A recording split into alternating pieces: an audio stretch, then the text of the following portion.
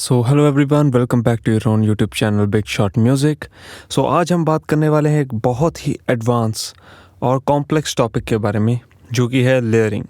हम सब जानते हैं कि दो साउंड्स को लेयर करने से हमारे पास अपनी एक यूनिक साउंड रेडी हो जाती है, लेकिन आज मैं आपको बताऊंगा कि क्यों हमें बेस या फिर किक को लेयर नहीं करना चाहिए। सबसे पहले एक किक का सैंपल ले लेते हैं।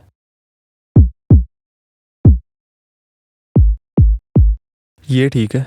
सो ये दो सैंपल मैंने लेयर किए हैं किक्स के साथ। अब 808 के सैंपल्स भी ले लिए और अब लेयर्ड 808s को सुनकर देखिए कि क्या इम्पैक्ट आ रहा है। मैं आपको रेकमेंड करूँगा प्लीज़ आप हेडफोन्स पहन लीजिए ताकि आपको वो लो सब फ्रीक्वेंसी सुनाई दें और इस वीडियो को ध्यान से देखें।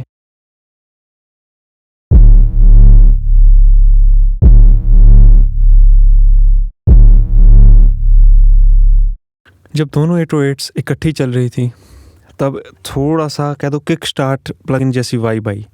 स्टार्टिंग में वो लोज कट हो गए थे और अब इनको सोलो में एक बार सुन के देखिए।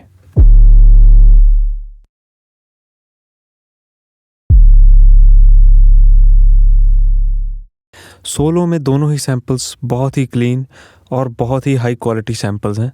जब दोनों सैंपल्स साथ में चलते हैं तब लो एंड में फेज कैंसलेशन होती है, जिसकी वजह से हमें एक वॉबली सा इफेक्ट आता है जो कि हमने लगाया भी नहीं होता। फेज इश्यूज़ क्या होते हैं, अगर आप ये जानना चाहते हैं तो प्लीज़ कमेंट कीजिए, मैं आपके लिए जल्दी एक वीडियो लाऊंगा। अब हम चेक करते हैं अगर किक को हम लेयर करते हैं किसी दूसरी किक के साथ तो क्या होता है। इस किक को एक बार सोलो में सुने, इसका अच्छा इम्पैक्ट है। और सेकंड वाली सुने, इसका भी अच्छा खासा इम्पैक्ट है। अगर हम दोनों को साथ में सुने तो फिर इनका लो एंड जैसे का तो ख़त्म सही हो गया। और अगर मैं रिवर्स पोलैरिटी यूज़ करूं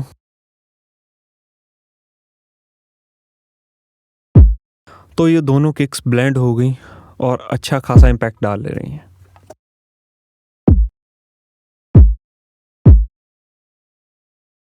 अब मैं आपको एक छोटा सा ओवरव्यू दे देता हूँ फेज कैंसलेशन होती कैसे है।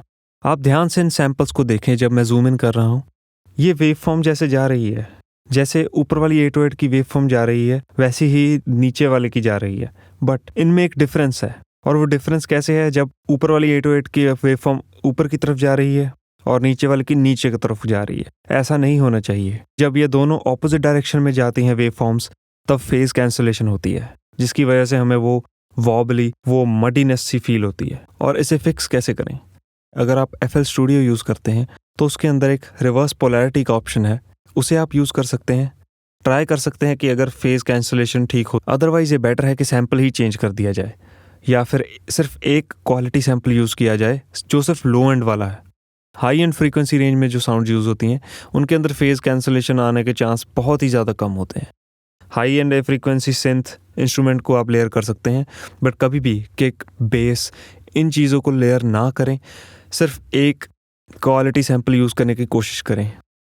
अगर आप फिर भी साउंड डिज़ाइन के पर्सपेक्टिव से काम करना चाहते हैं तो आप एक चीज़ और ट्राई कर सकते हैं कि दो किक्स लेकर एक के अंदर से लो एंड को काट दिया, एक के अंदर से हाई एंड को काट दिया और वो एक बैलेंस सी न्यू एक किक आपके पास आ जाएगी। अब हम मेरी एक प्रोजेक्ट फाइल चेक करते हैं ताकि मैं आपको बता सकूं कि साउंड सिलेक्शन कैसे काम करती है।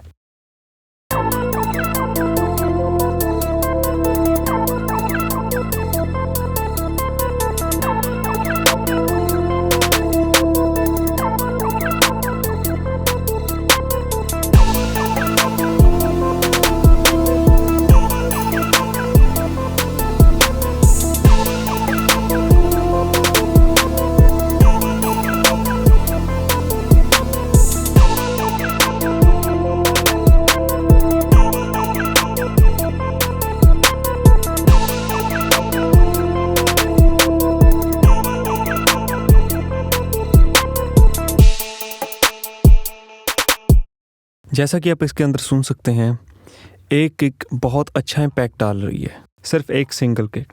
इससे मैं ये चीज़ समझाना चाहता हूँ कि एक किक साउंड सिलेक्शन ही आपकी बहुत इम्पैक्ट डाल सकती है। पहले मेरा काम करने का तरीका क्या था, अगर एक किक से बात नहीं बन रही तो मैं 2 किक्स, 3 किक्स, 4 किक्स, जब तक इम्पैक्ट नहीं आता था मैं किक्स लेयर करता रहता था, पर फिर भी वो क्वालिटी नहीं आती थी। उसके बाद फिर मैंने अपनी साउंड सिलेक्शन पे काम किया और धीरे धीरे चीज़ें इम्प्रूव होती गई। और अब मुझे एक चीज़ समझ आ गई है किक को लेयर करने की कोई खास ज़रूरत है ही नहीं। अगर हम करना भी चाहते हैं उसके अलग तरीके हैं, ये चीज़ ध्यान से करें। बिल्कुल भी इसमें आप कॉम्प्रोमाइज़ ना करें कि किक लेयर की और उससे बस काम हो गया, क्योंकि ये बाद में आपके मिक्सिंग एंड मास्टरिंग में बहुत इफेक्ट डाल सकता है।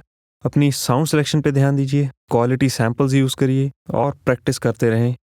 फेज इश्यूज रिमूव करने के कई तरीके हैं। आपको कौन सा तरीका आता है, अलग अलग तरीके से आप ट्राई कर सकते हैं। जो भी तरीका काम करे आपके लिए वेल एंड गुड है। सो या that's it by my side. I am Harsh the music producer. आप देख रहे हैं बिग शॉट म्यूजिक। सो मिलता हूँ आपसे एक बिल्कुल नई वीडियो में।